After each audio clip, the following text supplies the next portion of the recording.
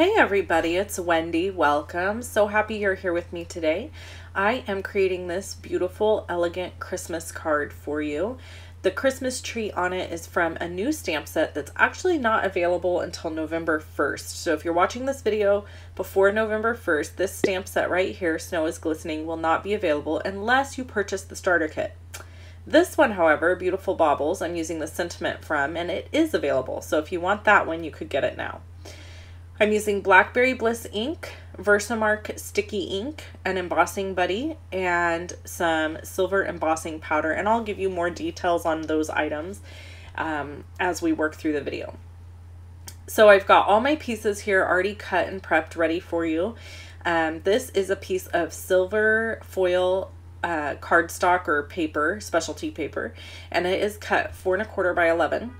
And then I've got a little strip of 3 1/4 inch Whisper White cardstock, and I really don't know how long it is because I'm actually going to trim away one end of it, so it didn't really matter. I just wanted to stamp it to the right and then have plenty of room to create a little banner edge on the other end. And that's actually all the stamping with this ink. And then I'm just going to layer all my pieces together really quick, and then we will do the rest of the stamping. So I have a piece of Festive Farmhouse Designer Series paper here, and it is cut at 4 by 5 1/4. And this isn't a designer series paper that you would actually think about putting with this, the colors I've chosen here, but this particular side of the paper is beautiful. So it is something you would pair with. So I'm telling you this because I think sometimes we see the colors that match a certain paper and we get stuck in the mindset that those are the only colors that we can use with that paper. So my encouragement to you is to just try and use different colors with different things, or think about some of the patterns in the stack of paper and how they might pair with other colors that you might have. I'm sorry, I know I probably sound a little nasally. I am at the end of a cold, so I still have a little bit of congestion, and you know how that is.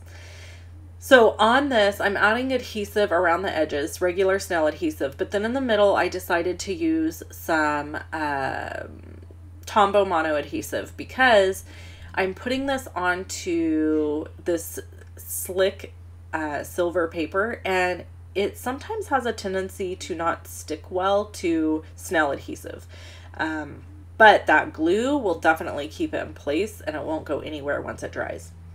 And then I've got a smaller piece of silver foil paper here, and I'm going to add a bunch of dimensionals to it and peel the backs off and place it down. And then we'll do our stamping of our tree. I do want to mention really quick that I forget what I was going to mention. Oh my gosh, that's hysterical. Such is my life, people. I actually am very distracted while I'm recording this, while I'm voiceovering it, because I can hear my dog and my kid in the other room, and I'm afraid you can hear it too. So it's like in my head, I'm thinking, oh great, are they hearing that? So now my puppy is walking in the room, and I can hear my daughter trying to console her and calm her down so that she'll quit whining and walking around, and it's not working. This is my life, people.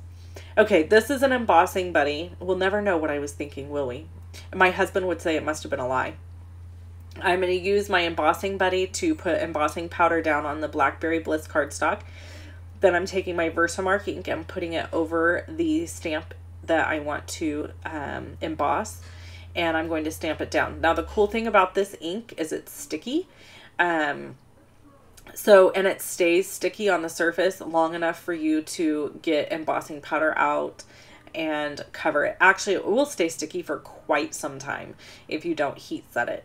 So I wouldn't worry about how fast you emboss, basically, is what I'm getting at. So once you sprinkle your embossing powder over the top, you're going to just flick it off the excess powder, and then you're going to do all your heat setting. I've already done all of that off camera because it just takes a long time, kind of, so I didn't think you'd want to actually watch me heat set. Now I'm going to add this down. I've put dimensionals on the back and I'm going ahead and putting it in place.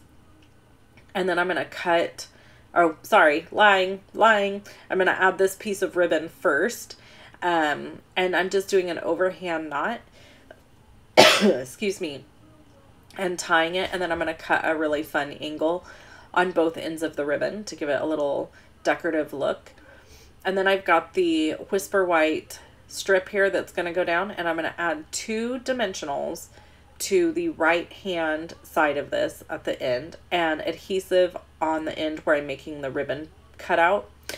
The reason I'm doing 2 dimensionals is because I popped up that silver paper and then I popped up that blackberry bliss paper.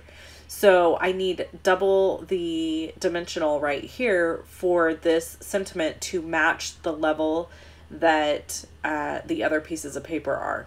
So I'm adding adhesive to this end because this end's going to stick down to over the top of that tree.